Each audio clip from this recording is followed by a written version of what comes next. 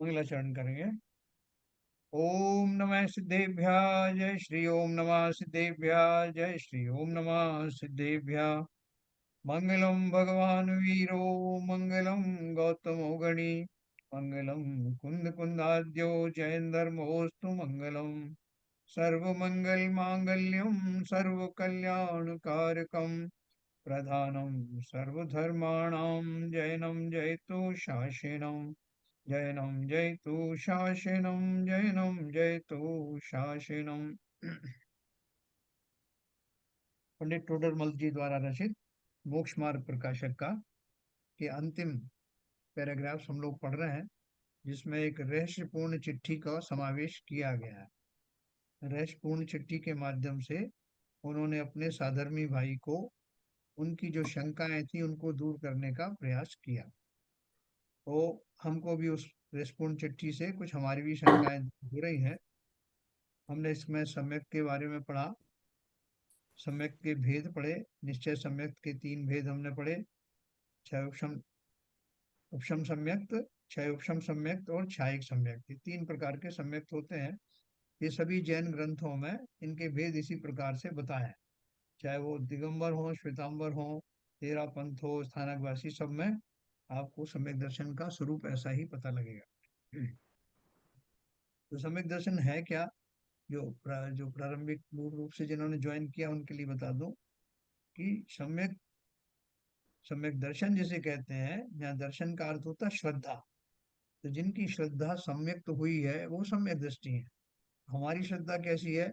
हमारी श्रद्धा में अभी बहुत मिथ्यात्व है। हम सच्चे देवशास्त्र गुरु का स्वरूप नहीं जानते। हम शरीर को अपना या तो हिस्सा ही मानते हैं, या हम शरीर के रूप में ही है ऐसा मानते हैं। तो ये दोनों हमारी जो धारणा है, इनको अलग हटा करके शरीर अलग है, मैं अलग हूँ, मैं अर्थात आत्मा होता है। जैसे ही हमको ये पक्का विश्वास हो जाता है, विश्वास कैसा कि हमारे एक्शन भी उसी तरह के होने लगते हैं, कि जिसमें मैं शरीर को एक पड़ोसी जैसा मानता हूँ और उससे किंचित भी मैं जुड़ा हुआ नहीं हूँ ऐसा मानता हूँ, तो मेरी सारी क्रियाएं, मेरा व्यवहार सब बदलने लगता है। बदलने लगता है का अर्थ ये नहीं कि मैं शरीर से द्वेष करने लगता हूँ या शरीर को उखाड़ फेंकने की कोशिश करता हूँ, बल्कि ये कि शरीर के माध्यम से जो मुझे अनुराग होता है, शरीर द्वारा ग्रहण किए गए विषयों में मैं अपनापन मानता हूँ। और शरीर से जुड़े अपने नाते रिश्तेदारे, जो मेरे माता पिता, भाई बहन बच्चे, उन सबको मैं अपना मानता हूँ, क्योंकि शरीर को अपना मानता हूँ। तो जब शरीर ही मेरा नहीं है तो वास्तव में वो मेरे हैं नहीं। शरीर को भी, इस देह में मैं रह रहा हूँ, वो उतनी ही अपेक्षा रखना, लेकिन मैं उससे सर्वथा भिन्न हूँ। 84 लाख योनियों में अब मैं अपने अपने कर्मों के हिसाब से जाता हूँ। हर बार नया शरीर मिलता है, और वो शरीर जब उसका समय पूरा होता है तो शरीर विखंडित हो जाता है, तो मैं वहां से छोड़कर अपनी अगली यात्रा पर निकल जाता हूँ। ये निरंतर चलता रहता है, कोई भी शरीर मेरा आज तक हुआ नहीं है। और शरीरों का निर्माण उद्गल परमाणुओं से होता है ना। मैंने पढ़ा था कि 6 द्रव्यों के समूह को विश्व कहते हैं। ये संसार 6 द्रव्यों से मिलके बना है, जिसमें सबसे पहला द्रव्य तो जीव द्रव्य है, जो मैं स्वयं हूँ। दूसरा द्रव्य जो है वो अजीव द्रव्य है। बाकी के टोटल 6 द्रव्य हैं, तो जीव एक हुआ उसमें। फिर पुद्गल, पुद्गल धर्म, पुद्गल द्रव्य जो वस्तुएं हमें बाहर से दिखाई देती हैं, जो मटेरियलिस्टिक हैं, वो सारी पुद्गल में आती हैं। जीव, पुद्गल, धर्म, अधर्म। धर्म अधर्म कौन सा है? ये धर्म नहीं, धर्म धर्म करने वाला धर्म नहीं। धर्म शब्द का यहाँ पर अर्थ है कि वो फैसिलिटी, वो शक्ति, जिसकी प्रेजेंस में जीव और पुद्गल जब कभी चलना चाहें तो चल पाते हैं, मूवमेंट उनका हो सकता है, क्योंकि धर्म नाम का वो मीडिया मौजूद है।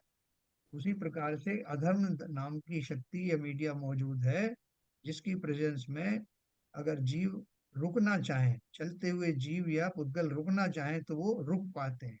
जैसे अपन फ्रिक्शन वगैरह कहते हैं या जो भी कहते हैं, जब भी कभी रुकना चाहे तो रुक सकते हैं। ऐसे धर्म और अधर्म दो विरुद्ध जोड़े हैं। जीव, पुद्गल, धर्म, अधर्म, आकाश और काल। आकाश किसे कहते हैं? नीला आकाश की बात नहीं है। आकाश का अर्थ है स्पेस, यानी हर एक वस्तु कोई ना कोई स्पेस ऑक्यूपाई करती है। जीव और पुद्गल भी अपना अपना स्पेस ऑक्यूपाई करते हैं।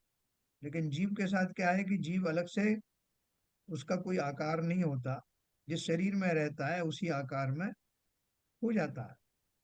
चींटी के आकार में जाता तो चींटी जैसा छोटा संकोच हो जाता है, और हाथी के शरीर में जाएगा तो हाथी जैसा विशाल फैल जाएगा। तो वो उसका जैसा शरीर होगा, जो शरीर जितना स्पेस ऑक्यूपाई करता है, उसमें रहने वाली आत्मा, उस समय रहने वाली आत्मा उतना ही प्रदेशों को या स्पेस को घेरता है। तो ये हुआ हमारा आकाश द्रव्य। और अंतिम द्रव्य है, छठवां द्रव्य है काल द्रव्य। काल द्रव्य किसे कहते हैं? आप उसको, उसकी प्रैक्टिकल यूनिट है समय, है ना। काल का अर्थ है समय। आप मान सकते हो कि हर एक द्रव्य के एक एक परमाणु में, एक एक प्रदेश में, प्रदेश क्या है? सबसे छोटी यूनिट है स्पेस की। तो एक एक स्पेस की यूनिट पर एक एक काल द्रव्य रहता है, अर्थात हर एक वस्तु का निरंतर उसमें जो चेंजेस आते हैं उसे हम परिणमन कहते हैं। तो जो परिणमन होता है वो काल के सापेक्ष में होता है। जैसे अब 21 दिन में हड्डी जुड़ जाती है, इतने दिन में खून बन जाता है, इतने दिन में ये हो जाता है, कहते हैं आपको चोट लग गई इतने दिन में ठीक हो जाएगी। सभी वस्तुओं में ज्यादा दिन तक आपने बाहर कोई चीज छोड़ी तो वो खराब हो जाती है, सब में काल शब्द आता है। कि अपन लोग तो जैनियों में कहते हैं कि नमक की इतनी मर्यादा है साहब, उस मसाले की इतनी मर्यादा है, आटे की 3 दिन की है, सर्दी में इतनी है। तो उनका अर्थ क्या है कि समय पा करके सारी वस्तुएं बदलती रहती। वो कितना सूक्ष्म परिवर्तन होता है हमें पता नहीं चलता ना। छोटे बच्चे की भी जो है वो उसकी वेन्स में चोकिंग होती है, लेकिन हमें मालूम नहीं पड़ता। बड़े होते होते जब 60 साल 65 साल की उम्र होती है तो बहुत लगता है बहुत सारी चोकिंग हो गई, लेकिन वो तो शुरू तो उसी दिन से हो गई थी। तो इसलिए संसार के जितने भी पदार्थ हैं वो सब समय के अनुसार बदलाव उनमें होता रहता है। इसी बदली हुई अवस्था का नाम पर्याय है। ये शब्द भी अपन बहुत बार सुनते हैं कि पर्याय जन्य शरीर है। ये कौन सी पर्याय है? मनुष्य पर्याय है कि देव पर्याय है कि कौन सी पर्याय है? ऐसी 84 लाख पर्याय होती हैं, योनियां होती हैं। 84 लाख तो उनकी प्रकारें हैं, फिर उनमें अलग अलग वैरायटी अलग होती हैं। जैसे हम अपन बात करें, कोई नीम का बात करें तो नीम का पेड़ एक तरह का नहीं होता, 50 तरह की वैरायटीज होती हैं उसमें।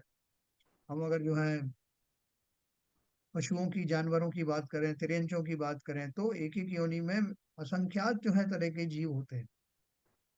वनस्पति गाय के 10 लाख प्रकार होती हैं, है ना। मनुष्यों के 14,000 प्रकार होते हैं। ऐसे बहुत सारी चीजें हैं।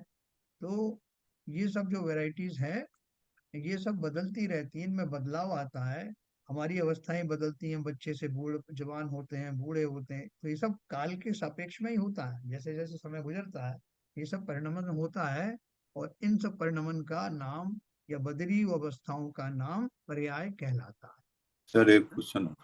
हाँ बोलिए। ये धर्म के बारे में आपने बताया, बेसिक क्वेश्चन आया दिमाग में। हम्म, जीव तो चलायमान हो सकता है मतलब, और अधर्म में क्या कहते हैं, रोक सकता है। ये पुद्गल में चलायमान शक्ति होती है? हाँ हाँ हाँ।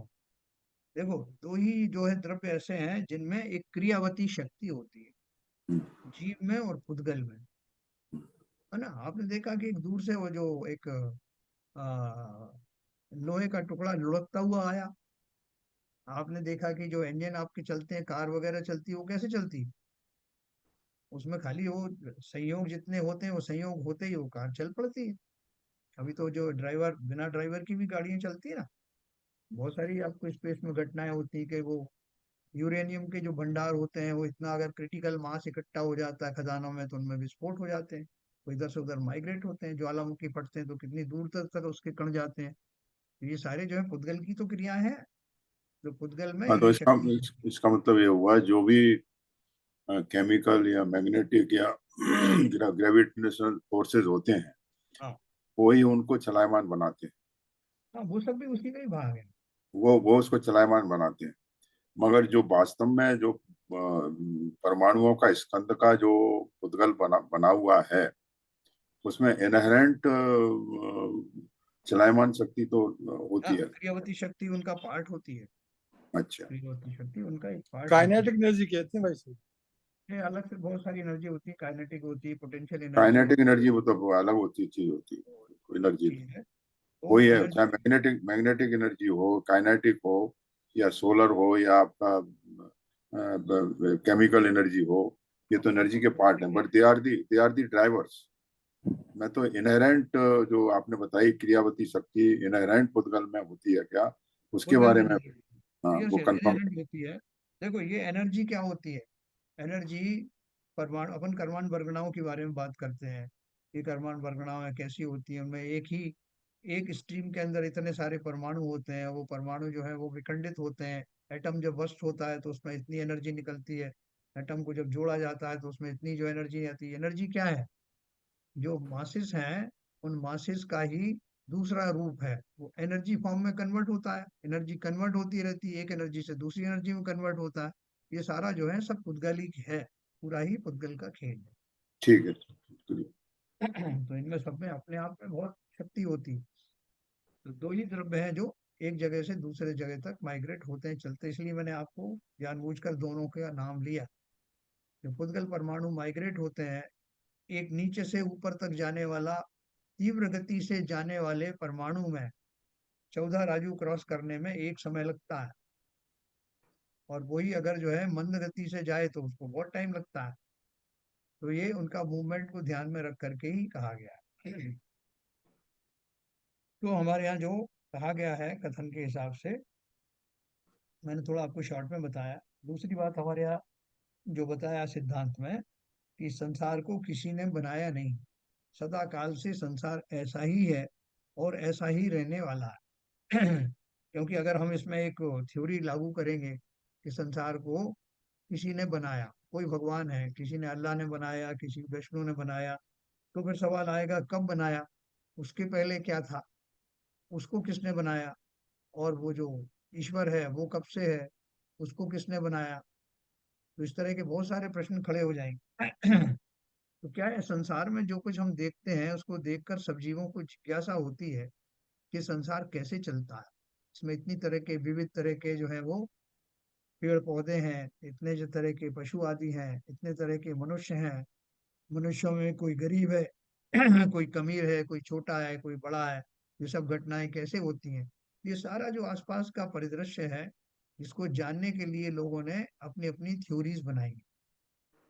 तो वो थ्योरीज जो है कहीं कहीं जा करके कहीं थोड़ी बहुत दूर तक चलती हैं, उसके बाद में फिर वो एजम्पशन में आ जाती है। सब ऐसा ही है, भगवान का खेल है, कोई लॉजिक्स नहीं आते कहीं भी।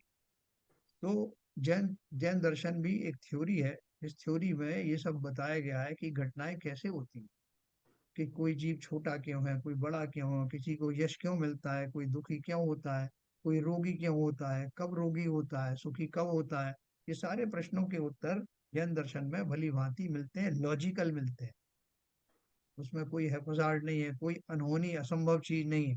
जैसे आपको किसी ने बोल दिया कि हनुमान जी जब लंका दहन करके आ रहे थे तो उनकी पसीने की बूंद जो है एक मछली के मुंह में गिरी, या उनकी जो वीर की बूंद गिरी और वो मछली गर्भवती हो गई और उससे घटोत्कच पैदा हुए, या जो जो भी हुआ। ऐसे बहुत सारी जो काल्पनिक घटनाएं हैं, उनको ऐसी घटनाओं को जो असंभव है, जो नॉर्मल नहीं है, ऐसा जैन थ्योरी में आपको नहीं मिलेगा। तो वो उसमें जहां भी कहीं आपको कोई प्रश्न आए, सबसे बड़ी बात यह है कि जितने भी ग्रंथ जैन धर्म में लिखे गए हैं, सब में अकाट्य रूप से वही थ्योरी है। चाहे वो दिगंबरों की हो, चाहे श्वेतांबर की हो, चाहे सब में वो जो थ्योरी है आपको लगभग वही मिलने वाली। तो कैसे इवॉल्वमेंट हुआ, प्रकृति में, वहां पे भगवान नाम की कोई चीज नहीं है जिसने प्रकृति को बनाया। प्रकृति अपने आप में अपनी एंटिटी रखती है, और सब प्रकृति में अपने अच्छे बुरे कर्मों के हिसाब से जीवों के साथ जो जो घटनाएं घटित होती हैं, इन्हीं को हम कर्मों का आश्रव, कर्मों का बंध, कर्मों से रुकावट, कर्मों के आने की रुक जाना जिसे संवर कहते हैं। फिर जो कर्म बंधे हुए हैं उनकी निर्जरा होना, अर्थात वो निकल जाना, डिस्चार्ज हो जाना, और फिर मोक्ष हो जाना। ऐसे हमने जो 7 तत्व पढ़े हैं, तो ऐसे 7 तत्वों की श्रद्धा, 6 द्रव्यों की श्रद्धा, संसार किसी ने नहीं बनाया ऐसी श्रद्धा, कर्म सिद्धांत के अनुसार जीवों को फल मिलता है ऐसी श्रद्धा, जो भी जो हमारी थ्योरी है उसमें पक्का श्रद्धान होना, और वस्तुओं को उसी इस एंगल से देखना कि कोई ना तो किसी का है। जब कोई किसी का है ही नहीं तो मैंने जो अपने मन में किसी के प्रति बैर बांध रखा है, द्वेष भाव कर रखा है, किसी से मैं खुश होता हूँ, किसी से दुखी होता हूँ, ये कहाँ तक उचित है। तो जिसने वो श्रद्धा पाल ली है, भली प्रकार से इन सिद्धांतों को ऐसा ही है, ऐसा दृढ़ विश्वास हो गया है जिन्हें, ऐसी श्रद्धा का नाम ही सम्यक श्रद्धा या सम्यक दर्शन कहलाता है।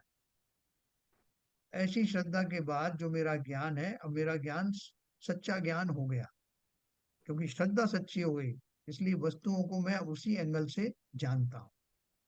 तो मेरा ऐसा सुधरा हुआ ज्ञान सम्यक ज्ञान कहलाता है। इसके विपरीत दशा जैसी हमारी आपकी अभी है, उसको मिथ्या ज्ञान या मिथ्या श्रद्धा कहते हैं।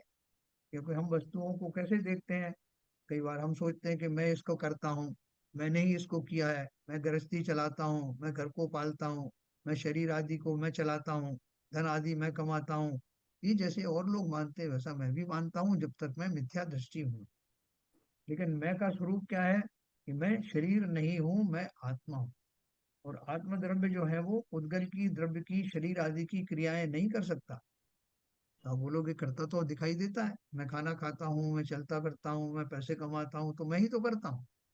तो ये एक कॉम्बिनेशन है कि आत्मा की प्रेजेंस में, आत्मा जब मौजूद है तो तब शरीर की अपनी इंडिपेंडेंट क्रियाएं होती रहती हैं, लेकिन प्रेजेंस आत्मा का होता।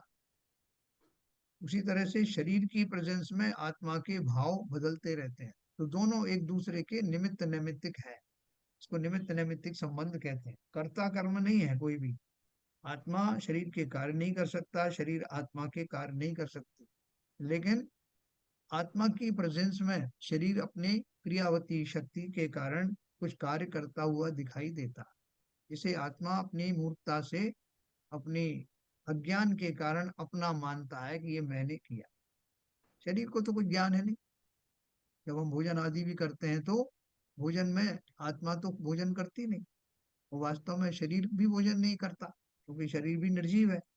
लेकिन वो भोजन के रूप में ग्रहण किए जाने वाले उद्गल परमाणु वो शरीर में से होकर के गुजरते हैं, और यथा योग्य स्थान पर उनका एब्जॉर्प्शन वगैरह होता है, जैसे हाथों में होता है या जो हाँ होता है।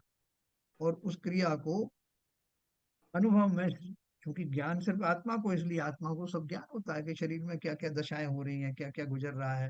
तो इसलिए वो, लेकिन वो मान ये लेता है कि ये मैं ही कर रहा हूँ। तो द्रव्य अलग अलग कार्य करते हैं।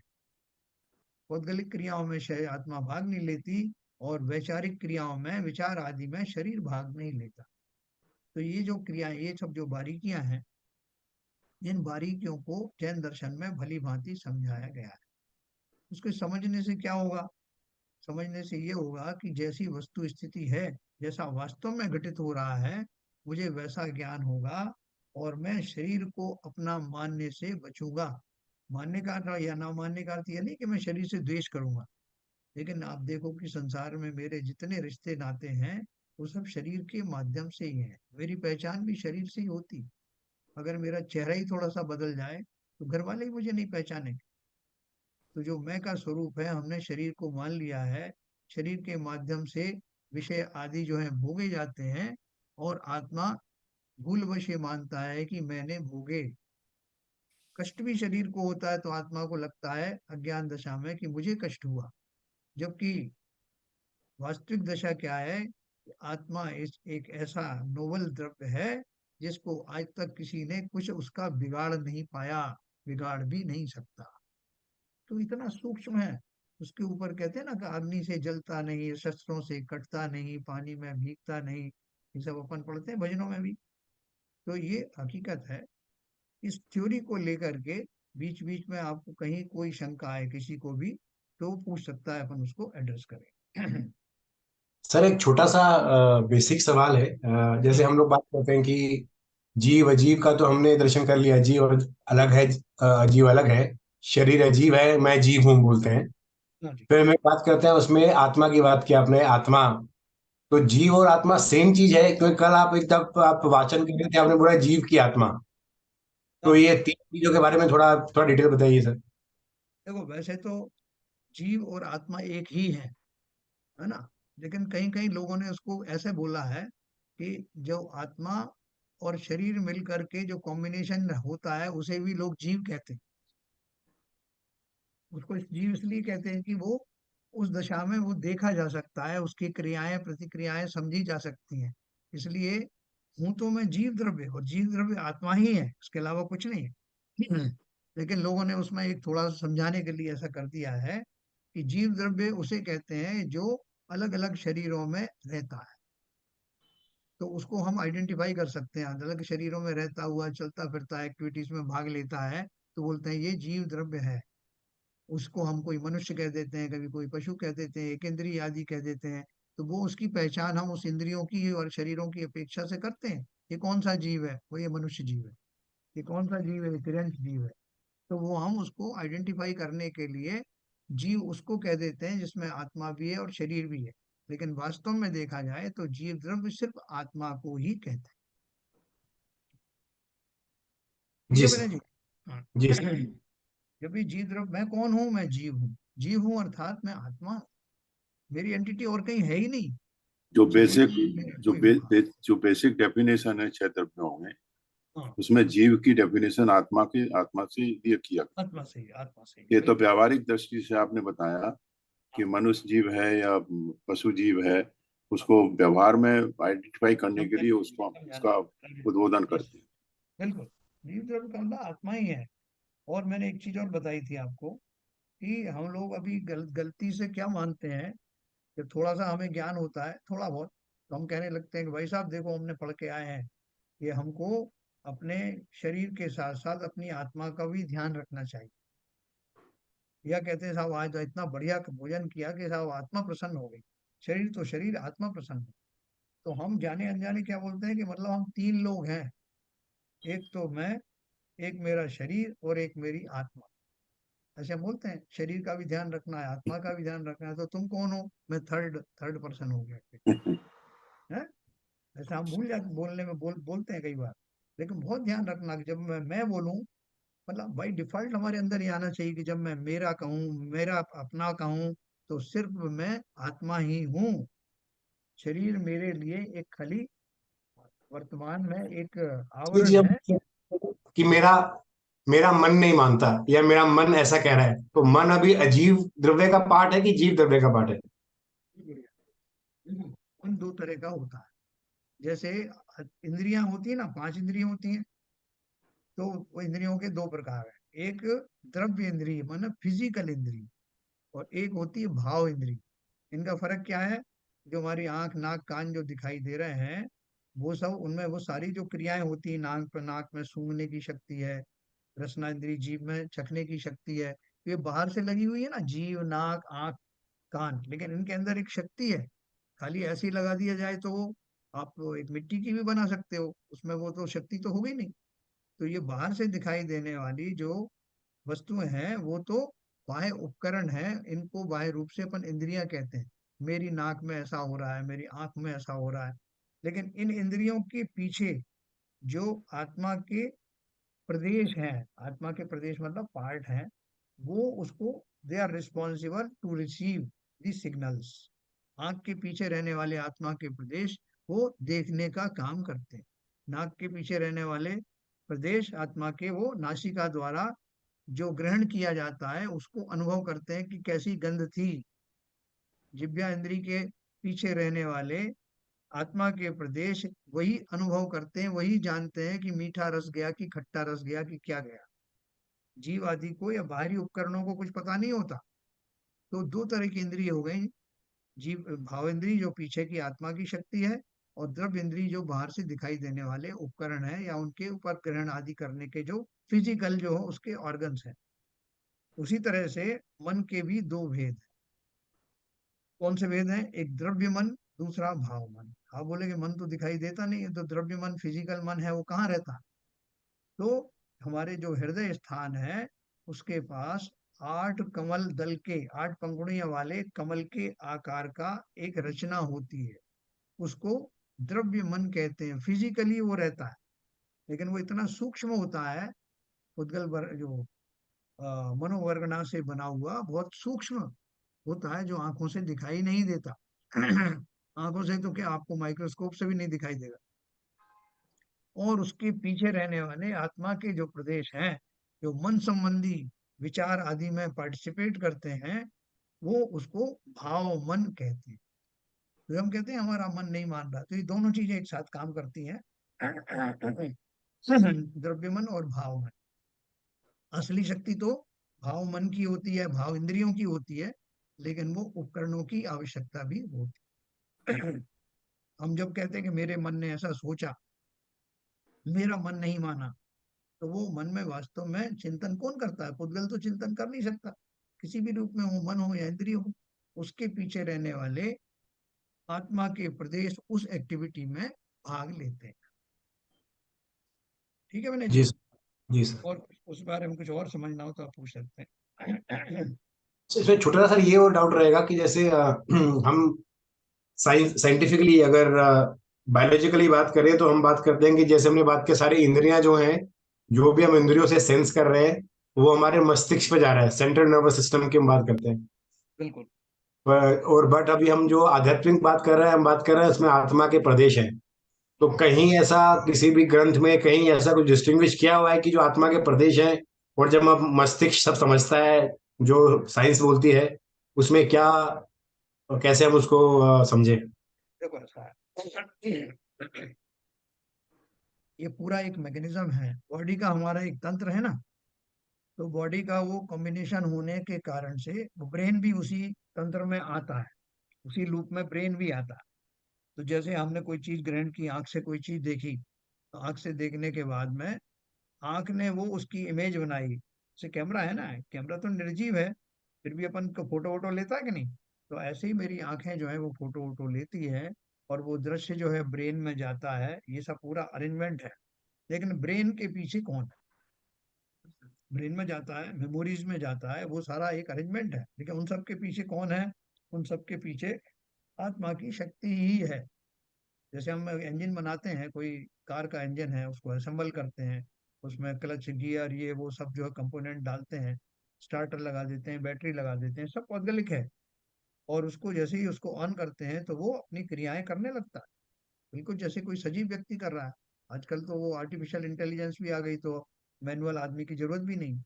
तो ये सारी पौद्गलिक ये यंत्रों को इस रूप में दिया जाता है कि उनका सबका एक सामूहिक जो तंत्र जो बनता है वो सब क्रिया में भाग लेता है। तो उसी सामूहिक तंत्र के अंतर्गत मेरे ये बाहर की इंद्रियां, मस्तिष्क आदि सब उसमें इकट्ठे होते हैं। लेकिन इन सबको पावर कहाँ से मिलती है? आत्मा से ही मिलती है। आत्मा की प्रेजेंस में ये पूरा तंत्र काम करता है। हमने तो मुर्दे के पास भी ये सब होते हैं, पूरा इक्विपमेंट्स है, सब कुछ है, वो सब बिल्कुल इंटैक्ट है। लेकिन जीव के निकल जाने के बाद उनको वो जो एनर्जी कहो या निमित्त नैमित्तिक संबंध कहो, वो समाप्त हो जाते हैं। इसलिए वो अजीब कुछ भी अकेला कर नहीं पाता। जी मैं सर। आप समझा पाया है कुछ नहीं? सर जी सर। और कुछ रह जाए तो आप पूछ लेना, कोई दिक्कत नहीं, हो सकता मैं ठीक से समझा नहीं हूँ आपकी बात। नहीं सर, बहुत अच्छे समझाया आपने। तो देखो अपन थोड़ा सा आगे चलते हैं। मैंने आपको जो परिभाषाएं जो बताई सम्यक दर्शन के बारे में, सम्यक दर्शन को सही होते ही सम्यक ज्ञान भी एक साथ उत्पन्न होता है। सम्यक दर्शन और ज्ञान में क्या अंतर है? कि जिस समय मेरी श्रद्धा खोटी है, मैं शरीर को अपना मानता हूँ, पर वस्तुओं को अपना मानता हूँ, जो मेरे शरीर को अच्छा रखे उसको दोस्त मानता हूँ, जो उसमें बिगाड़ करे उनको शत्रु मानता हूँ, ये सब मेरी बुद्धि का फेर है। मेरे मिथ्यात्व दशा में इस तरह की श्रद्धा है। और श्रद्धा के कारण मेरा ज्ञान भी वैसा ही है, क्योंकि मैंने ऐसा मान लिया है कि जो मेरे शरीर का अच्छा करे वो मेरा मित्र, जो ना करे वो मेरा शत्रु। तो मान लेने के अनुसार मेरी क्रियाएं भी सब वैसी होती है। किसी ने कुछ किया तो मैंने उसको शत्रु मान लिया, किसी ने अच्छा किया शरीर का, उसे मैंने अच्छा मान लिया। तो मेरी बुद्धि भी, मेरा ज्ञान भी उस समय खोटा ही रहता है। जिस समय मेरी श्रद्धा खोटी, उस समय मेरा ज्ञान भी खोटा। लेकिन जिस समय श्रद्धा सही होती है उस समय ज्ञान भी सही दिशा में काम करता है, करने लगता है। वही ज्ञान, नया ज्ञान कहीं से नहीं आ रहा, मेरा वही ज्ञान जो अब तक गलत था। जैसे कोई पागल है, तो पागल का जो पागलपन ठीक हो तो ज्ञान तो उसके पास था ही ना। तो उसी जब वो ठीक से काम करने लगता है तो हम बोलते हैं कि ये पागल सुधर गया। ऐसे ही हम सब जो है मिथ्यात्व के कारण, जो अनादिकाल से जीव जब से है तब से ही मिथ्यात्व है उसके साथ है, तो ये कोई हमारी कोई गलती नहीं है। अनादिकाल से हम मिथ्या दृष्टि हैं, लेकिन गलती हमारी क्या है कि हमने जो वर्तमान में देव शास्त्र गुरु का स्वरूप गलत जाना, गलत लोगों को अपना सर्वज्ञ मान लिया, गलत लोगों से अपना संबंध रखा। सबसे बड़ी गलती तो ये कि शरीर को ही अपना मान लिया। हाँ, तो ये जब मेरी दशा श्रद्धा सही हो जाती है तो ज्ञान भी सही हो जाता, क्योंकि जिस ज्ञान पूर्वक मैं ऐसा मान रहा था उसी ज्ञान ने अब निर्णय किया कि वस्तु स्थिति क्या है। तो जिस क्षण ही मैं उसको सही मानने लगता हूँ उसी क्षण मेरा ज्ञान सम्यक या सही हो जाता है। तो सम्यक दर्शन और सम्यक ज्ञान एक साथ होते हैं और सम्यक चारित्र जो है वो धीरे धीरे होता है, उसमें थोड़ा समय लगता है, क्योंकि मेरे खोटे संस्कार हैं उनको निकलने में टाइम लग जाता है। फिर मैं जो व्रत नियम संयम आदि का पालन करता हूँ, वो उत्तरोत्तर जैसे जैसे आगे बढ़ता जाता हूँ, गंभीरता से चलता जाता हूँ, आत्मा के स्वरूप की ओर पहुंचता जाता हूँ, त्यों तो मेरा निखार आता चला जाता है, चारित्र मेरा सुधरता जाता है। और एक दशा ऐसी आती है कि जब मैं अपने स्वभाव में पूर्णतः विश्राम को प्राप्त करता हूँ, अपने स्वभाव में लौट आता हूँ, आ जाता हूँ। उस दशा का नाम सर निश्चय चारित्र है। सर ये ज्ञान जो है आत्मा को होता है कि जीव को होता है कि शरीर को होता है? जीव को होता है कि शरीर को ज्ञान होता है कि आत्मा को ज्ञान होता है? देखो अपन ने अभी बात करी थी ना कि जो शरीर तो जड़ पदार्थों से बना हुआ है, उद्गल परमाणु जो है ना, मॉलिक्यूल्स, एटम्स, एटम से मिलकर बना है। तो एटम्स में कहाँ ज्ञान होता है? तो शरीर और जो भी बाहर से दिखाई देने वाली चीजें हैं, सारी चीजें जीव को छोड़ करके सभी द्रव्य जड़ हैं। जड़ है मतलब अचेतन है, उनमें कोई ज्ञान होता ही नहीं। ज्ञान सिर्फ जीव को ही होता है। नहीं, जो हम ज्ञान की बात करते हैं ना, मतलब कहने का भाव ये है कि ये जीव को ज्ञान होता है, जो भी ज्ञान है वो जीव को होता है। जीव को ही। ठीक है ना? तो जब जीव दूसरे हर योनि में जाता है तो वो ज्ञान उसका वैसा मेंटेन क्यों नहीं रहता? हाँ, देखिए ज्ञान तो सबसे छोटे से छोटा जीव हो या बड़े से बड़ा जीव हो, सबके अंदर में ज्ञान शून्य नहीं होता कभी, है ना। ज्ञान का जो है वो परिमाण कम हो जाता है। जैसे अब एक चींटी है, तो चींटी में उतना ज्ञान तो नहीं होगा जितना मनुष्य में होता है। और चींटी से छोटे भी जीव हैं जो एक इंद्रिय जीव हैं, इनकी इंद्रिय एक ही है, सिर्फ शरीर ही है, ना आंख है, ना कान है, ना नाक है, लेकिन उनके भी मिनिमम ज्ञान जितना होता है, मिनिमम का एक वो लिमिट है, बताऊंगा आपको, उतना ज्ञान उनको भी होता है। जिसे हम निगोदिया जीव कहते हैं। निगोदिया जीव क्या, एक इंद्रिय जीव है और इतना सूक्ष्म है, लेकिन फिर भी उसको इतना ज्ञान होता है कि अक्षर का अनंतमा भाग, जैसे अक्षर है एक, उस अक्षर का एक अनंतमा जो है उसका वो भाग किया जाए तो बिल्कुल नेग्लिजेबल, ना के बराबर, लेकिन ना नहीं है, क्योंकि अगर ना हो जाएगा तो वो जीव जीव रहेगा ही नहीं, क्योंकि नहीं उसका सर, सर सही बात है, बट मेरा बोलने का भाव ये है कि ज्ञान कम्युलेटिव क्यों नहीं होता है? एक योनि से दूसरी योनि में जाता है तो ज्ञान पिछली योनि का ऐड होके दूसरी योनि में बढ़ बढ़ के ऐसा क्यों नहीं दिखता है बढ़ता हुआ? जिस योनि में नहीं। जाता है उसी योनि का थोड़ा अल्प ज्ञान जो है उसको रहता है, पर ऐसा बिल्डअप क्यों नहीं होता उसका ज्ञान कंटिन्यूली? हाँ, देखो कंटिन्यूस में बिल्डअप नहीं होगा, लेकिन अपन उल्टा चले कि जो एक इंद्री का जो मिनिमम ज्ञान है, जिसको मैंने निगोदिया का ज्ञान कहा, उससे ऊपर के जो जीव हैं, दो इंद्री वाले को उससे ज्यादा ज्ञान होगा, तीन इंद्री वाले से उससे ज्यादा ज्ञान होगा, चार वाले का उससे ज्यादा होगा, पांच में भी दो संगी असंगी दो भेद होते हैं उनमें, उनसे ज्यादा होगा, और संगी पंचेंद्री को और ज्यादा होगा, संगी पंचेंद्री में जो त्रियंश है उससे ज्यादा संगी पंचेंद्री मनुष्य को होगा। तो ये तो बढ़ता हुआ क्रम में ही होता है, लेकिन एक उसकी मैक्सिमम लिमिट है। जैसे मनुष्यों की एक रेंज है कि मनुष्यों में भी बुद्धू होते हैं, बहुत से विद्वान भी होते हैं, तो वो उनके बीच की जितनी मैक्सिमम रेंज हो सकती है वो मनुष्यों में पाई जाएगी, एक रेंज में ही रहेगी, उस रेंज के बियॉन्ड नहीं होगी। अगर उस रेंज से बियॉन्ड जाना है तो एक ही अवस्था है जिसमें संपूर्ण ज्ञान होता है, उसी को केवल ज्ञान कहते हैं, जो हमारे सर केवल ज्ञान उनका है। सर थोड़ा सा मुझे लग रहा है कि प्रश्न, सर वो ये पूछना चाह रहे हैं कि ये बात तो क्लियर हो गई कि ज्ञान जीव को होता है, या आत्मा को होता है। और हम ये भी बोल रहे हैं कि आत्मा मरती नहीं, सिर्फ दूसरा शरीर धारण करती है। अगर जीव को ज्ञान होता है और जीव या आत्मा कभी मरती नहीं, सिर्फ दूसरा शरीर धारण करती है, तो जो उसको ज्ञान था वो दूसरा शरीर धारण करता है उसमें कंटिन्यू क्यों नहीं रहता? वो फिर से जब जी वो सही वही रीबॉर्न होता है तो मैं फिर से मैं कुछ बताऊं इसमें भाई मैं साहब? मैं बोलना चाहूंगा एस के जैन मैं कुछ साहब। बोलूं क्या? एक एक मिनट बाबू जी, हाँ बाबू जी, जी बोलो।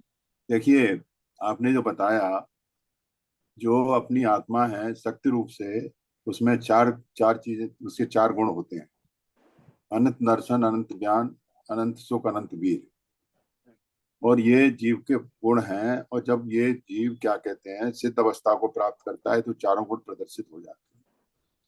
मगर जब जीव में मिथ्यात्व रहता है तो ये चारों शक्ति रूप से तो रहते हैं मगर उनका वार नहीं रहता है। तो जब जीव एक जोनि से दूसरी जोनि में जाता है, आपने जैसा बताया कि योगोदिया जीव है, उसको एक उसका अनंतवा भाग का ज्ञान का उगाड़ होता है। तो जो जो ज्ञान जिस योनि में जीव रहता है, जिस पर्याय में जीव रहता है, उस पर्याय की जो योनि है, रेंज है ज्ञान की, वो उतनी रहती है। अब आप अगर मनुष्य योनि में जाते हैं तो मनुष्य योनि में भी ज्ञान का उघाड़ पूरा नहीं रहता है, मिथ्या का ज्ञान रहता है। मगर आप जो जब सम्यक सम्यक दर्शन, सम्यक ज्ञान की जब आप चिंतन करते हैं तो आप कर क्या रहे हैं? आप श्रद्धाएं कर रहे हैं और उस ज्ञान का उघाड़ हो रहा है। ज्ञान की जो जो शक्ति स्वरूप ज्ञान का अनंत भंडार है, उसको ही आप विकसित कर रहे हैं। ये मेरा कहना है। मैं ये कह रहा था भाई साहब, मेरा कहना ये है कि ज्ञानावरणी कर्म होता है, उसके हिसाब से ज्ञान आत्मा जो जीव है उसका प्रत्येक गति में, प्रत्येक भाव में, वो एक ही भाव में जितना जितना ज्ञानावरणी कर्म का प्रभाव रहेगा उतना उतना ज्ञानावरणी वो ज्ञान दबा रहेगा। और जो जो ज्ञानावरणी कर्म कम होता जाएगा और आपका आपका वो खुलता जाएगा। तो सबसे मेन चीज जो आप जो बताए थे, भाई साहब ने बताया कि डिफरेंस क्यों रहता है ज्ञान आत्मा में, जीव में ज्ञान की जो डिफरेंस जो होती है वो ज्ञानावरणी कर्म की प्रभाव से होती है। ये प्रत्येक जीव के लिए जरूरी है। बहुत बढ़िया, बहुत बढ़िया। और कोई बताएंगे? भी बोल बता रहे थे आप? नहीं सर, जो बाबूजी ने बोला या सिविजन साहब ने बोला उससे आंसर आंसर नहीं आ रहा। वो तो सब जो मतलब बिल्कुल सही है, मतलब जो उन्होंने तथ्य दिए वो तो बिल्कुल सही है आगम के हिसाब से, लेकिन जो प्रश्न है वो मैं बताता हूँ। थोड़ा सा डिफरेंट है। वो ये प्रश्न जो मेरे ख्याल से ऐसे है कि जब हम मनुष्य टू मनुष्य की बात करते हैं, हम एक इंद्री पे जाते ही नहीं। अगर सपोज एक मनुष्य का एक लेवल है, उसने उसने सपोज इंजीनियरिंग की है और इंजीनियरिंग करने के बाद उसने दूसरी योनि धारण कर ली, तो और वो मनुष्य ही बना, तो फिर उसको इंजीनियरिंग का जो उसने ज्ञान किया उसको वो कंटिन्यू क्यों नहीं होता अगले जीवन में? फिर उसको जीरो से स्टार्ट क्यों करना पड़ता है? जब जब हम बोलते हैं कि ज्ञान तो आत्मा का गुण है और आत्मा शरीर दूसरा धारण कर लेती है, तो वो ज्ञान फिर से शुरू क्यों होता है जीरो से? हाँ, देखो ऐसा है, इसका बहुत मोटा मोटा आंसर है कि जो 84 लाख योनियों का जो है सब जगह सभी धर्मों में एक चर्चा आती है। 84 लाख योनि माने 84 लाख स्पेसीज होती हैं जिनमें जीव जन्म लेता है। वो जन्म क्यों लेता है? कि कर्म सिद्धांत के अनुसार मैंने जैसे इस पर्याय में, मनुष्य पर्याय में मैंने ऐसे बहुत सारे खोटे काम किए, उनमें से ऐसे काम भी हैं जो मेरे ज्ञान में अगली बार जब मुझे ज्ञान मिलेगा, तो चूंकि मैंने अभी ज्ञान का भरपूर उपयोग नहीं किया या गलत उपयोग किया, और भी मैंने बहुत सारे पाप आदि किए हैं, तो सबका एक पैकेज बनता है। उस पैकेज के अनुसार ये डिसाइड होता है कि मेरा अगली जो है अगला जन्म किस पर्याय में होगा। उस पर्याय में जब मैं जन्म लूंगा तो उस पर्याय के अनुसार मेरा ज्ञान आदि भी संकुचित हो जाएगा। जैसे मैं, कर्मों के हिसाब से होगा। हाँ, मैंने अभी कर्म ऐसे बांधे, बहुत मायाचारी की मैंने, बहुत मन कषाय आदि किया, इन सब के बलबूते पर मेरा एक अगली आयु का बंध होगा। इसी आयु में, इसी पर्याय में अगली आयु का बंध हो जाता है। तो अगली आयु कैसी होगी वो डिपेंड करता है उस वो पैकेज कौन सा मैंने बनाया। बनाता मैं ही हूँ, कोई चित्रगुप्त वगैरह कोई नहीं बनाते। बिल्कुल सही है। मैंने अपने कर्मों से एक पैकेज बना लिया अपने लिए कि अगली आयु मेरी चींटी की होगी, हिरण्य की होगी, दो तीन इंद्री वाली होगी, और वो ये सब कुछ उसमें जैसे कंप्यूटर पे होता है, डिसाइड हो गया कि मैं अगली आयु चींटी की मैंने बांधी। तो अब जो चींटी की योनि में मैं गया, तो चींटी की एक अपना एक पैकेज है कि उसका कितनी बुद्धि होगी, कितना ज्ञान का उगाड़ होगा, कितनी उसकी मेमोरी होगी, उसको क्या खाने को मिलेगा, ये सब उस पैकेज में आएगा। मैंने पैकेज का बंद किया चींटी का। उसी प्रकार से उसमें ज्ञान कमी क्यों होती है, जैसे मैंने अपना ज्ञान का जो पैकेज था वो अभी से ही कम कर लिया। मैंने जो बंद किया खोटे कर्मों का, उसमें एक ज्ञानावर्णी यस बता यस रहे थे यस, बाबू जी, ज्ञानावर्णी कर्म का बंद किया, अर्थात मेरा उसकी ज्ञान वजह बहुत से पैकेज, वैसे मिनिमम। हाँ, पैकेज मिल गया। वो पैकेज में वो भी शामिल है कि मेरा ज्ञान जो है कितना कम होगा। तो इसलिए समस्त पर्यायों में जिन जिन में मैं जाता हूँ, उस पर्याय की एक रेंज है ज्ञान की। जैसे चींटी में भी छोटा, एक चींटी में अलग हो सकता है थोड़ा, उससे दूसरी चींटी में थोड़ा डिफरेंस होता है, लेकिन एक रेंज है, उस रेंज से बियॉन्ड नहीं जा सकते। तो उसी तरह से 84 लाख योनियों में रहने वाले जीवों को जो पैकेज मिलता है, उस पैकेज में उनका ज्ञान कैसा होगा, उनका शरीर कैसा होगा, यहाँ तक कि अगर अगली मनुष्य की आयु भी बांधी, तो अगली मनुष्य की आयु में इस समय तो मैं बहुत बुद्धिमान हूँ, लेकिन मैंने उस ज्ञान की कोई कदर नहीं करी, मैंने उसका शायद दुरुपयोग किया, तो मेरा जो है ज्ञान का भी ज्ञानावर्णी कर्म का बंद हुआ। मैंने बहुत लोगों का मान अपमान किया, इसलिए कोटि पर्याय में गया। बहुत सारे मैंने, तो मेरा यश नाम का कर्म और बहुत सारे कर्म इकट्ठे होकर के एक एक पैकेज बना, और उसमें मनुष्य आयु तो मैंने बांध ली। मैंने कुछ काम ऐसे भी किए कि मैं मनुष्य गति में गया, लेकिन बाकी की चीजें मेरी जो है बुद्धि आदि का इस तरह का मैंने पैकेज बनाया कि मैं अगले जन्म में एकदम मूर्ख बनूंगा, या मंद बुद्धि बनूंगा, या जो है डिसेबल्ड रहूंगा। तो उसमें रहा तो मैं मनुष्य, पागल है तब भी मनुष्य है, लेकिन उसके ज्ञान की रेंज जो है वो मनुष्यकृत तो रही, लेकिन उसमें भी मिनिमम वाली रेंज में मैं आ गया। तो ये सारा जो जो कुछ भी खेल होता है, ये सब मैंने ही अपना जो पैकेज बनाया है, अलग अलग पर्यायों का पैकेज। तो मेरा ज्ञान कहीं ऐसा क्यूमुलेटिव नहीं होता, उस पर्याय के अनुसार जो मैंने बांधी है, उसकी रेंज में ही जाकर के कहीं सेट होता है। सब सर तो कर्मों का खेल है। एक प्रश्न सर उठा इसमें है। एक चीज कहना चाहूंगा, आप जैसा बोल रहे हैं ज्ञान का जो पैकेज है, उसमें शायद ऐसा थोड़ा सा मैं मॉडिफाई करना चाह रहा हूँ इसको, कि ज्ञान हासिल करने की शक्ति है उसमें, पैकेज जो मिल रहा है आपको, जैसे मान लीजिए चींटी के पर्याय में आपका हुआ अब, तो उसमें जो उसके करस्पॉन्डिंग जो ज्ञान हासिल करने की शक्ति है वो रहेगी। अगर मनुष्य का पर्याय है और मान लीजिए आप के पैकेज में आपको साइंटिस्ट बनना है, कुछ एरोनॉटिक्स करना है, तो वो शक्ति आपकी उस तरह से है, आपके पैकेज में होगी। ज्ञान तो फिर आपको उस शक्ति की मदद से वापस हासिल करना होगा इस भाव में, मेरा ऐसा सोचना है। सर देखो, एक चीज और कहना चाहूंगा एक मैं। सेकंड, मैं एक इस बात का सेकंड, जवाब दूं क्या? हाँ बोलिए, बोलिए। देखो, जो ज्ञान हम अर्जन कर रहे हैं वो सब तो फीड तो हो रहा है अंदर, है ना। एक उदाहरण से समझ में आएगा, जैसे हम सब मनुष्य हैं, है ना, और सबके पास आंखें हैं, सबके पास आंखें हैं, और सबके पास जो आत्मा की पावर है वो चक्षु से देखने की अलग, सबके पास एक जैसी है, लेकिन आंखें जो बाहर की जो आंखें बनी है वो सबकी अलग अलग पावर वाली हैं। तो कोई कितना देख पाता है, कोई चश्मे से देख पाता है, कोई दूर का देख पाता है। तो मतलब बाहर का जो मेटेरियल मिला है उसके साथ मिलकर के काम कर रही है। तो जो हमने ज्ञान जिस जिस भी भाव में इकट्ठा किया वो सब आत्मा में स्टोर तो रहता है, लेकिन जब हम अगले जन्म में जाते हैं तो वहां हमें जो परमाणु मिलते हैं, जो द्रव्य मिलता है, उसके हिसाब से हमारा ज्ञान काम करता है। किसी किसी को होता है ना, जाति स्मरण हो जाता है और ज्ञान हो जाते हैं, बहुत सारे भवों का ज्ञान हो जाता है, तो वो उसके अंदर फीड है तभी तो हो जाता है।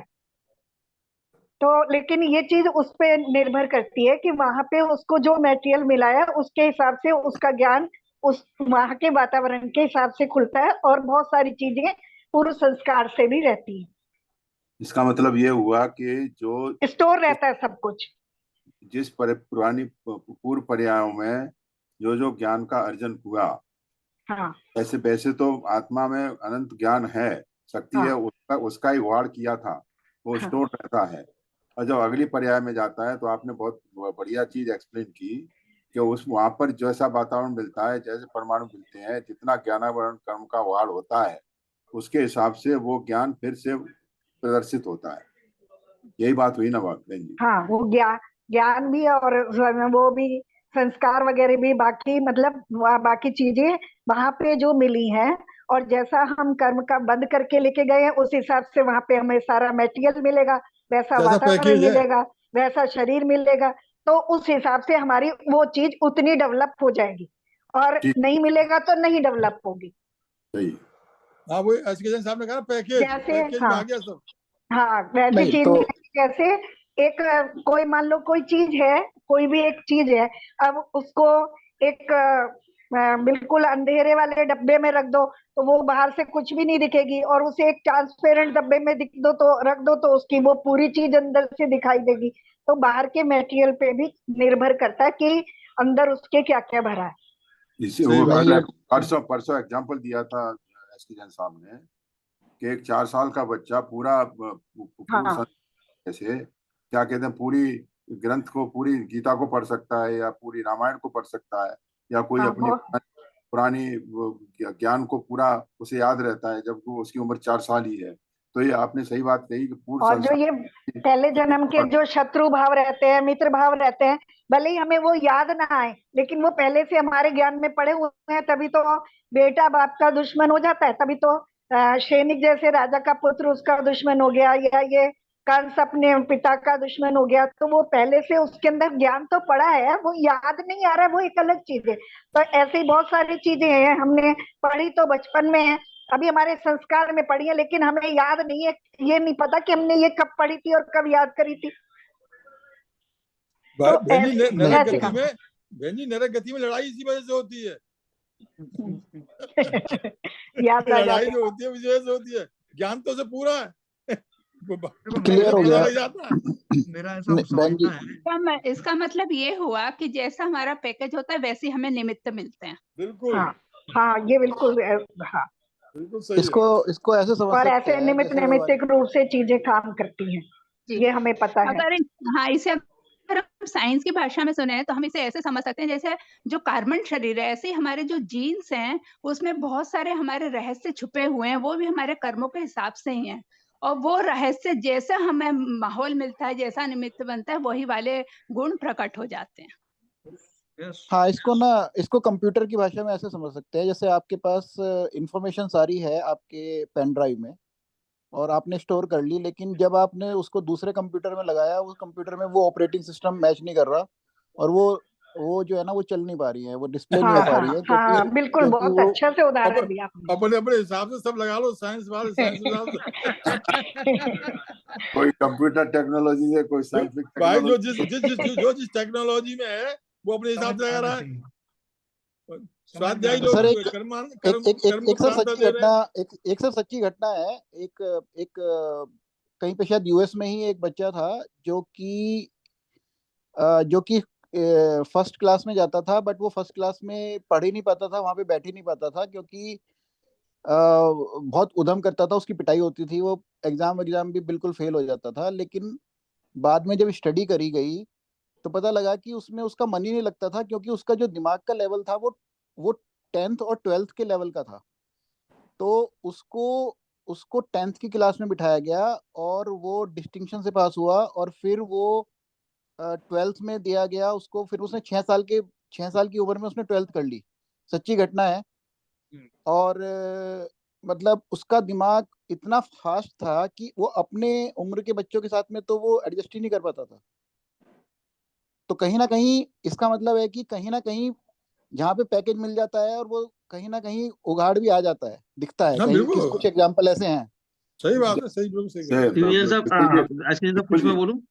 विपुल जी, विपुल जी, एक मिनट जरा इनको बोलने दो, शैलेंद्र जी को। हाँ बोलिए। तो सर अभी जो हम लोग जो जिस ज्ञान की बात कर रहे हैं, सब लोग जो डिस्कस कर रहे हैं, वो जो पर्याय जनित ज्ञान की बात कर रहे हैं। जैसे हाँ अभी मेरे को बंदर की पर्याय में मेरे को एक डाली से दूसरी डाली पे कूदने का ज्ञान है, ठीक है, वो ज्ञान मेरे अभी क्या काम में आएगा? अभी इस ज्ञान में मैंने इंजीनियरिंग में सीखा कि प्लेन को कैसे उड़ाया जाता है, तो मैं जब यदि मैं चिड़िया बनूंगा तो वो ज्ञान मेरे क्या काम आएगा? तो ये सारे ज्ञान है, ये तो पर्याय जनित ज्ञान है, और उस जगह में सीखा और उसमें करा और निकल गए उसमें। यस लेकिन जहां जो बात है, असली ज्ञान की बात है कि अपने को जो अपने दोष हैं आत्मा के, उनको, और यदि उसको हम स्वाध्याय करते हैं, उसको हम करते हैं, तो वो भी जो ज्ञान, जो दूसरा वाला पर्याय जनित भी ज्ञान रहता है आत्मा में, लेकिन उसकी जरूरत नहीं पड़ती। लेकिन ये ऐसा ज्ञान है जहां पर हमारे को अपने को उद्धार करना है, वो यदि हमने किसी भव में किया हुआ है और यहाँ पर हम वापस उसमें हम अपना वो करते हैं, प्रयत्न करते हैं, तो उसका उगाड़ हो जाता है। जैसे उस बात को सभी लोग मान रहे हैं, उस बात को सभी लोगों ने कहा है कि आत्मा में से यदि दूसरी चीजें निकल जाए, मिथ्या निकल जाए, तो वो ज्ञान का उगाड़ हो जाता है। ये मैं नहीं, कहना आप तो ये तो बात सही कह रहे हैं। हम तो उनकी बात का जवाब दे रहे थे कि वो ये कह रहे थे जब ज्ञान आत्मा का स्वभाव है तो वो जो हमने ज्ञान यहाँ अर्जन किया वो दूसरी पर्याय में क्यों नहीं जाता। तो ऐसा नहीं है कि जो ज्ञान अंदर में जानकारी में आ रहा है वो अंदर से जो अंदर फीड हो गया, जैसे आपने इन्होंने कंप्यूटर का उदाहरण दिया, उसमें जो भी आपने फीड कर दिया वो फीड हो गया, या पेन ड्राइव में जो भी फीड कर दिया वो आपने फीड कर दिया, वो सब फीड हो गया। जो भी हम अंदर फीड कर रहे हैं, जो भी जानकारी हमारे सामने आ रही है वो सब उसमें फीड होती जाती है। लेकिन वो काम आएगी कहाँ आएगी, वो जैसी जैसी पर्याय मिलेगी, जैसा वातावरण मिलेगा, वहां पे उसमें काम आने लायक होगी, उतना उगाड़ हो जाएगा उसका, बाकी स्टोर में पड़ी रहेगी। मैं बिल्कुल एग्री हूं आपकी बात से, बिल्कुल एग्री हूं। साहब, एक जो कुटिल जी ने एग्जाम्पल दिया यूएस वाला, मैं आपको एक प्रैक्टिकल एग्जाम्पल दे रहा हूँ जो सच्ची घटना है। दिव्यांश के साथ एक 9th में बच्चा आया था उसके स्कूल में, और उसको पिछले स्कूल से इसलिए ट्रांसफर किया कि वो फेल हो जाता था हर साल, और उसको जो भी पढ़ता था सब याद होता था, मगर वो एग्जाम में लिख नहीं पाता था। जब स्कूल में आया तो उसको इस कमी को उन्होंने समझा काउंसलर ने, और उसकी काउंसलिंग की, तो उसकी इस ज्ञान को उसको उगाड़ा, और फिर उसने क्या कहते हैं 9th में वहीं आके उसने टॉप किया।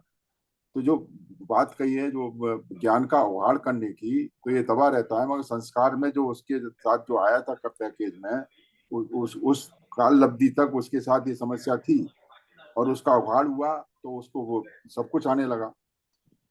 तो जब जो शैलेंद्र जी ने जो बात कही कि जो इंजीनियरिंग का ज्ञान था जब बंदर की योनि में आया, वो उसमें रिजर्व है मगर उसका उपयोग नहीं है, इसलिए उसका उगाड़ नहीं हुआ।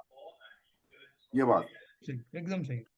तो देखो, कुल मिलाकर के बात यही हुई है कि दो चीज हैं। एक तो हम अपने वर्तमान काल में जिस भी पर्याय में हम रहते हैं, अपनी समझ के हिसाब से जो कुछ हमारा कर्म आदमी का संचय होता है उसके हिसाब से हम अगले पैकेज का निर्माण करते हैं।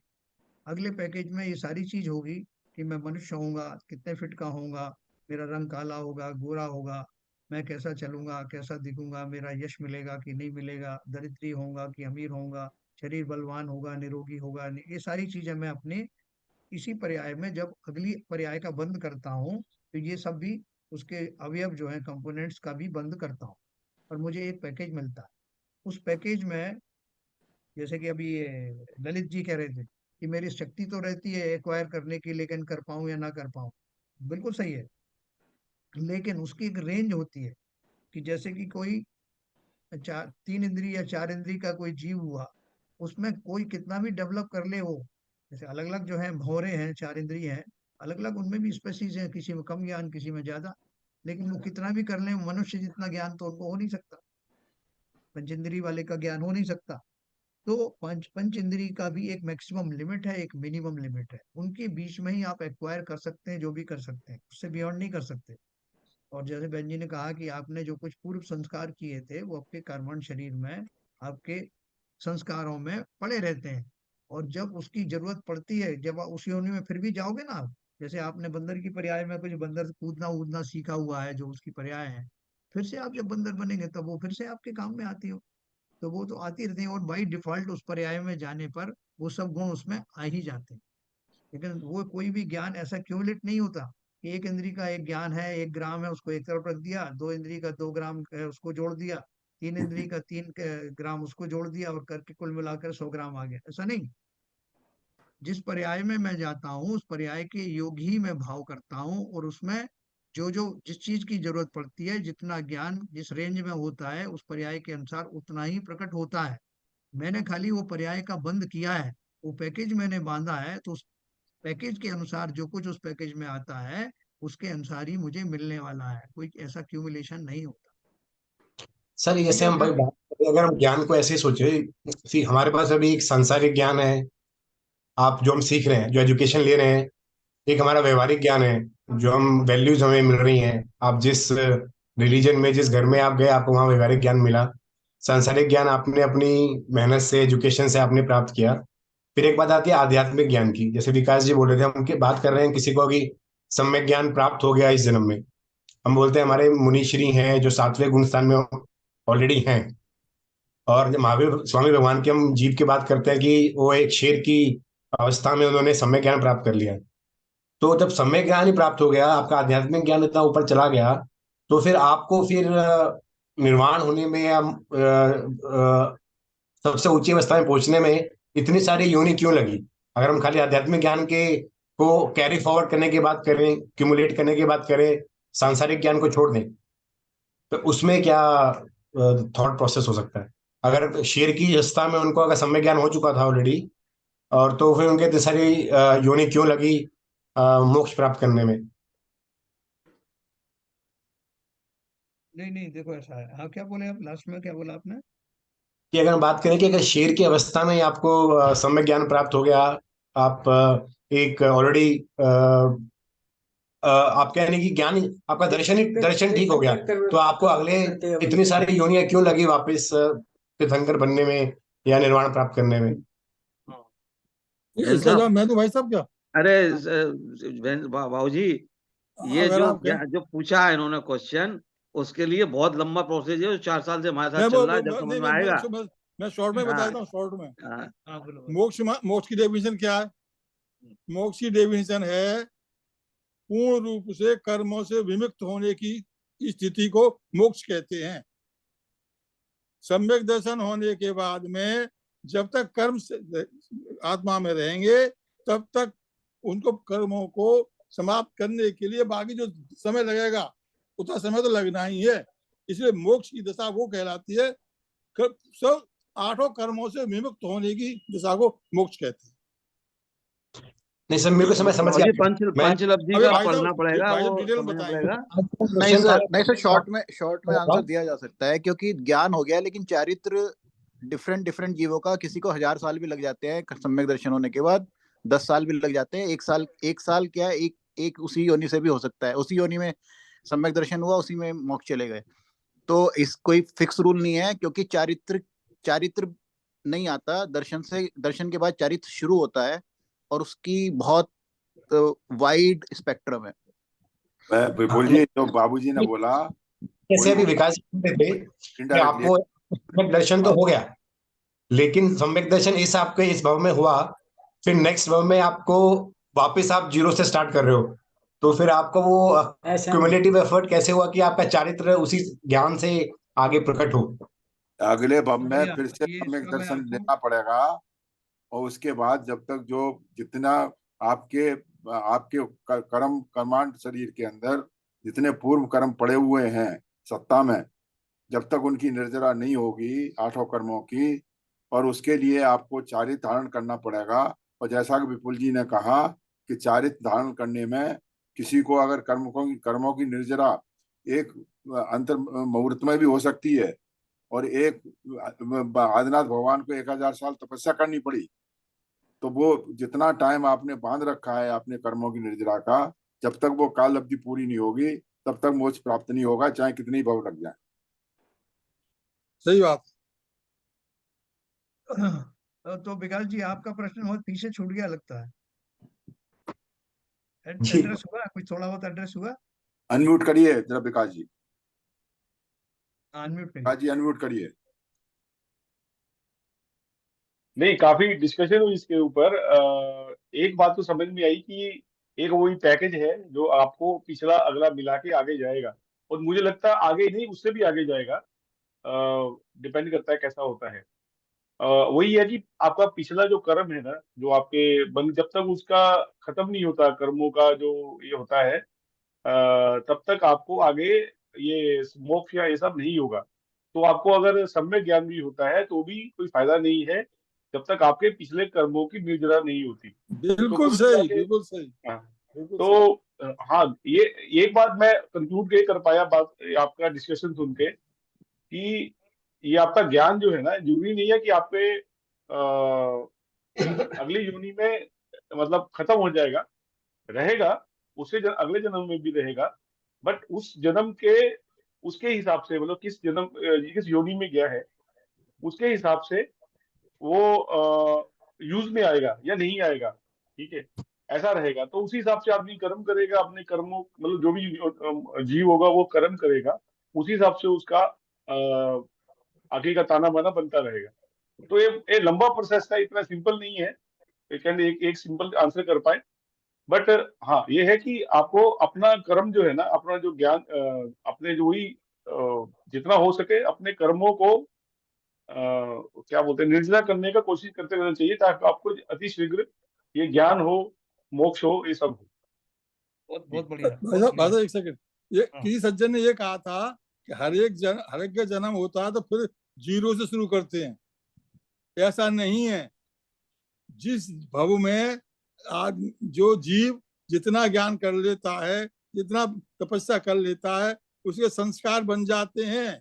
वो संस्कार आगे भवों में काम आते रहते हैं, जीरो नहीं माना जाता उसे। जब जब सम्यक दर्शन वगैरह होते हैं या केवल ज्ञान वगैरह होता है, या तो ये सब चीजें, ये जो पीछे संस्कारों का जो प्रभाव है उसमें साथ रहता है। इसलिए ये मानना कि ये भव खत्म हो गया तो सब कुछ जीरो हो गया, ऐसा नहीं है। नहीं बाबूजी, जो उनका कहने का जीरो का मतलब ये था कि प्रक्रिया जीरो से शुरू करनी पड़ती है, मगर पिछले संस्कार उसमें हमको सहयोग देते हैं। जो हाँ, सत्ता में कर्म पड़े हुए थे, निर्जरा हो गई, तो बाकी कर्मों की निर्जरा करने में कम टाइम लगता है। जीरो का मतलब ये है कि वहां से फिर से शुरू करना पड़ता है। अपने वर्तमान पर्याय में कर्म के बांधने में अंकुश लगाना पड़ेगा। वो सब प्रक्रिया पूरी होगी, सम्यक दर्शन दोबारा से प्राप्त करना पड़ेगा। ऐसा भी नहीं है भाई साहब, कभी कभी दूसरे भव में समय से जाता है, जो कहते हो हाँ, जाता है। देखो अपन ये सब हमने बात जो देखा, है ऐसा नहीं है। कल अपन हाँ भाई साहब, पढ़ेंगे। आप बताइए इसको, हाँ, आप क्लियर करिए। देखो एक तो क्या है, अभी 5 मिनट ज्यादा हो गए, 9 बज करके, सबको अपने अपने जाने की लग रही होगी। अपन इस टॉपिक को कल यहीं से शुरू करेंगे। विकास जी ने बहुत बढ़िया प्रश्न किया, और वो तो काफी कुछ समझ गए हैं। और उसमें जो कुछ भी फाइन ट्यूनिंग और करनी है वो अपन कल करेंगे।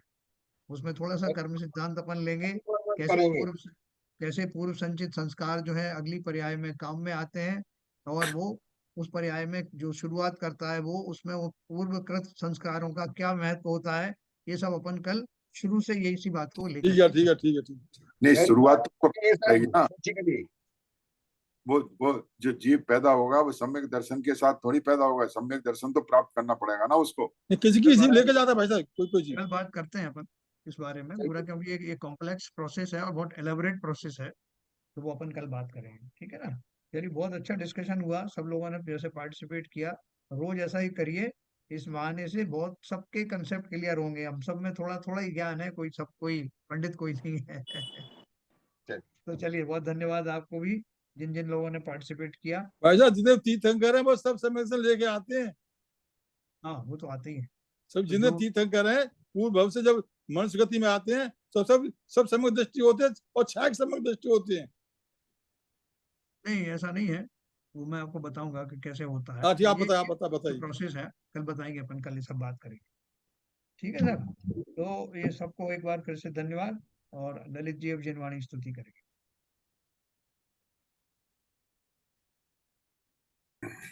तम नाश वे को ज्ञान के प्रकाश वे को आपा पर भास वे को भानु शिव खानी है। चाहो द्रव्य जान वे को बंदे वे भान वे को सपर पिछान वे को परम प्रमाणी है। अनुभव बताए वे को जीव के जताए वे को काहू न सताए वे को भव्य और हानि है। जहाँ तहाँ तार में को पार के उतार में को इस तार में को यही जिनवाणी है। हे जिनवाणी भारती तो है जपूदन रैन, जो तेरी शरणा गए सो पावे सुख चैन। क्या वाणी के ज्ञान से तुझे लुटा लो, वो वाणी मस्तक धरो सदा देते हैं दो, सदा देते हैं दो। माता की जय। जय।